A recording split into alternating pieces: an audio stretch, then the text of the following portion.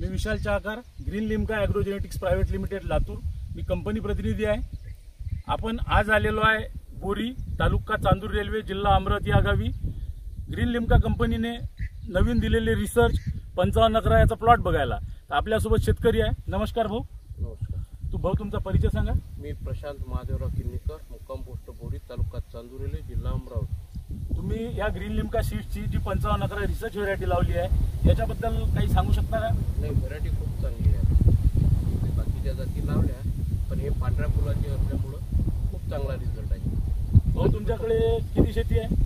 45 acre. आपलं सध्या 25 acre आहे. त्यातून तुम्ही ग्रीन लिम्काची 55 अकरा किती बॅग लावलेली आहे? ही 7 बॅगा लावल्या.